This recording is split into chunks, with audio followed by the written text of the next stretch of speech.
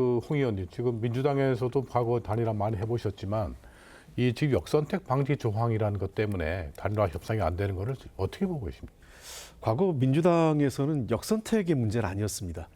역선택 지금하고 좀 달라서 그때는 역선택 문제가 정식으로 제기되지 않았고 다만 이 문장 표현의 방식에 따라서 약간의 지지율 격차가 미세하게 나타나긴 합니다. 예컨대 예를 들면 이제 이해창 후보를 놓고 누가 이해창한테 이길 수 있는 후보입니까?라고 물어보면 나오는 값과 그 다음에 누가 야권의 단일 후보로 적합합니까?라고 물었을 때의 그 결과값이 조금 달랐어요. 예. 그때 이제 정몽준 후보가 경쟁력에서는 조금 앞섰고요.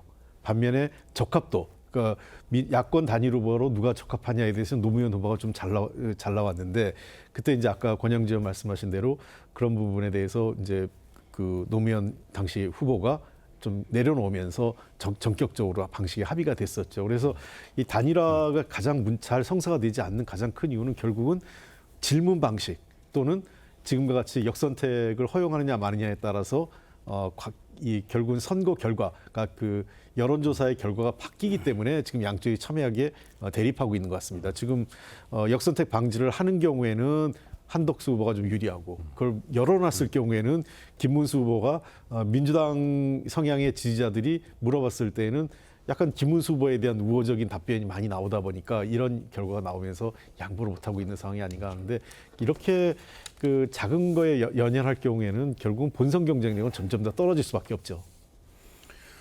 역선택 방지 조항을 두고 이렇게 민감하게 반응한 것이 어떻게 조사하는가에 따라서 자기 지지율이 지금 너무 이렇게 편차가 심하니까 지금 그런 거 아니겠습니까? 지금 표를 한번 보시게 되면은 그 범보수 단일화 선호 후보를 전체 조사, 그러니까 역선택 방지 조항이 없는 거로 하게 되면은 김문수 후보가 한덕수 후보보다 지금 좀 높게 나오죠. 한 14%포인트 높게 나오는데 반면에 국민의힘 지지층과 무당층을 대상으로 한 여론조사를 보게 되면 반대입니다. 한덕수 후보가 53%, 김문수 후보가 33%, 이것도 한 20%포인트 차이가 이렇게 많이 난단 말이에요. 결국은 이런 식으로 범보수 단일화 후보를 이번에는 이제 더불어민주당 지지층을 보게 되면은 여기서는 또 김문수 후보가 또 아주 높게 나오네요. 예. 자, 이런 상황이다 보니까 서로가 자기한테 유리한 그런 이 단일화 방식, 여론조사 방식이 아니면 나는 받아들일 수 없다. 이제 그거 아니겠습니까? 네. 근데 그걸 어떻게 좀 좁힐 수 있는 절충안 그런 게 없는 걸까요? 이제 과거에도 여론조사를 실시했지만 과거에 저렇게 예를 들면은 전체 지지층들 상대방 당원과 지지자들도 참여할 수 있도록 하는 여론조사와 그리고 당원과 지지층만 자기 지지층만 가지고 하는 조사가 저렇게 편차가 심하지 않았습니다.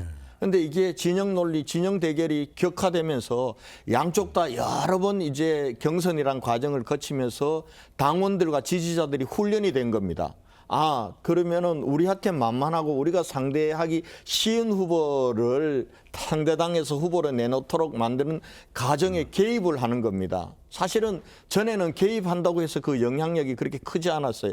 근데 아까 보셨듯이 전체 국민, 그러니까 민주당원들 지지자들까지 합치면은 김문수 후보가 14%로 이기는데 반대로 지금 하고 있는 역선택을 방지하는 우리 당원들과 지지층만 가지고 하면은 반대로 한덕수 후보가 20%나 앞서는 결과가 나오니 굉장히 큰 거죠. 그래서 아마 각 당마다 이번에는 민주당도 이번 경선에서 역선택 방지 조항을 넣었습니다. 그동안 20몇 년 동안 안 넣다가 우리 당은 역선택 방지 조항을 넣은 거는 오래됐습니다만은 그렇게 해서 지금 그게 굉장히 민감한 거고 그러나 그럼에도 불구하고 저는 합의할 수 있으면 합의하는 것이 그 옳다고 생각합니다.